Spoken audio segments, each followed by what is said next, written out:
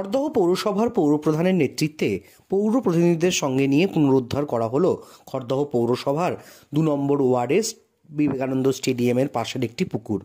খড়দহ পৌরসভার চেয়ারম্যান নীলু সরকারের কাছে আসা অভিযোগের ভিত্তিতে পৌরসভার বোর্ডের অন্যান্য পৌর প্রতিনিধিদের উপস্থিতিতে শনিবার সকাল সকাল জেসিবি নিয়ে এই খনন কার্য চালু হয় এই পুকুর উদ্ধারের। ইতিমধ্যে এই পুকুরে জেসিবি চলতে দেখে জড়ো হতে শুরু করেন স্থানীয় বাসিন্দারা। শুনে নেব সংবাদ মাধ্যমে এই পুকুর ভরাটের কথা উঠে আসায় পৌরপ্রধান নীলু সরকার সহ অন্যান্য পৌর প্রতিনিধিরা কি বললেন স্থানীয় বাসিন্দারা। একটা খবর ছিল যে এখানে পুকুর ভরাট হচ্ছে, তো আমরা সব কাউন্সিলর বা সিআইসিরা এসেছিলাম, এটা দেখেছি।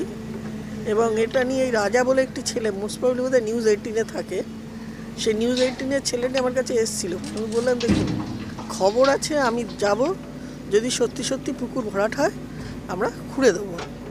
তো আপনি যদি এই রিপোর্টটাও করবেন, যখন বললাম আমি ওইটাও করব, ফোন নাম্বারও দিয়ে গেল, কিন্তু আজকে তাকে আর পাওয়া গেল না। ঠিক আছে, তো আমাদের হচ্ছে কোনো জলাভূমি ভরাট করা যাবে না। তো যেখানেই আমরা ইনফরমেশন পাবো জলাজমি ভরাট হচ্ছে, আমরা সেখানে গিয়ে জলাজমি খুঁড়ে দেবো।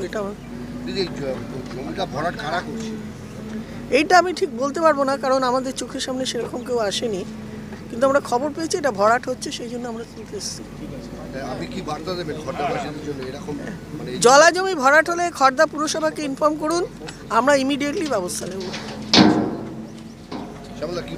বলছি কালকেই আমাদের চেয়ারম্যান নীলুদি বলল যে স্টেডিয়ামের এইখানটা কারাবা কীভাবে এরকমভাবে জলাজমিটা ভরাট করেছে এরকম। তা আমি দিদিকে বললাম যে আমি ওখানে পুকুর কোথায়, পুকুর তো আমি দেখিনি, চলুন তো দেখি। কালকে নীলুদি আমি এসেছিলাম, এসে সরেজমিনে দেখলাম যে অবস্থাটা কী আছে, দেখে কালকেই আমরা ডিসিশন নিয়েছি। কিন্তু আমাদের দুঃখের বিষয়, তাকে আমরা বললাম যে আজকে 11:30টার সময় করবো, বললো হ্যাঁ নিঃসন্দেহে আমরা যাব। আজকের থেকে কিন্তু আমরা যতবার ফোন করছি ও আর ফোনটা ধরছে না, এটা আমাদের খুব দুঃখের বিষয়, পরিতাপের বিষয়। তার মানে কিন্তু সংবাদ মাধ্যমের লোকের কিন্তু আস্থা চলে যাবে, এগুলো ঠিক নয়। এগুলো তুমি কমপ্লেন করলে, যখন আমরা কমপ্লেনের এগেনস্টে আমরা মাটিটা তুলছি, কারণ খড়দা মিউনিসিপ্যালিটির একটাই উদ্দেশ্য যে পুকুর ভরাট চলবে না, এবং কোনো জায়গায় যদি ভরাট করে আমরা জানতে পারি, আমরা সেই পূর্বাবস্থায় নিয়ে যাব, জেসিবি লাগিয়ে যেভাবে হোক না কেন। সেই কাজটা আমরা যখন করছি, আশা করেছিলাম যে ও আসবে। যাই হোক, আপনারা এসছেন, আমাদের ভালো লাগলো। আমরা আগের অবস্থায় যেখানে যে অবস্থায় ছিল আমরা সেই অবস্থায় এটা নিয়ে যাব।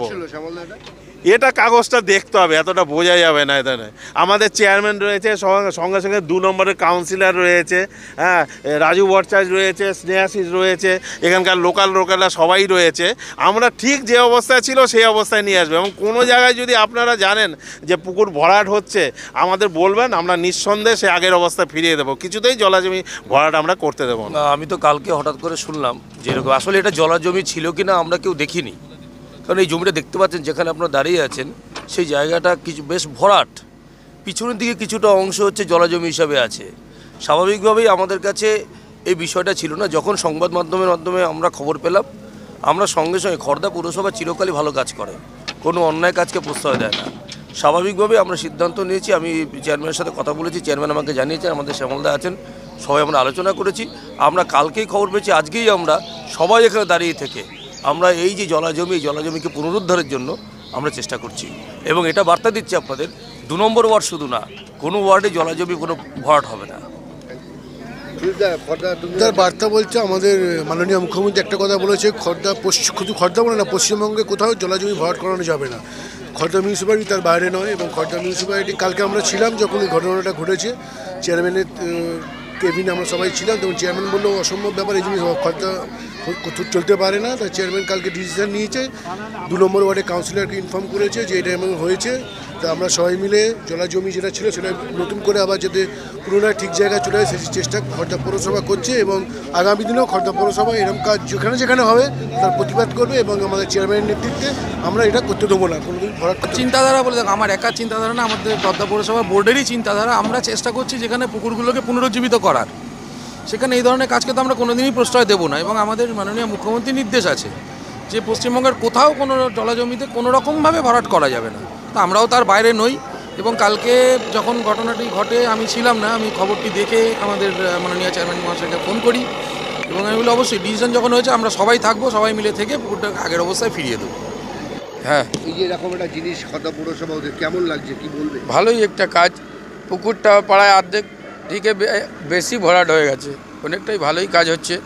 এরকম ভরাট কারা করবে এটা তো আমরা বলতে পারি না, কিন্তু যখন মেলাটা হচ্ছিল তখনই এটা ভরাট হয়েছে। মানে এটা তো বিক্রি করার উদ্দেশ্যেই ছিল, এরকম অনেক জমিটাই বিক্রি হয়ে গেছে পাড়ায়।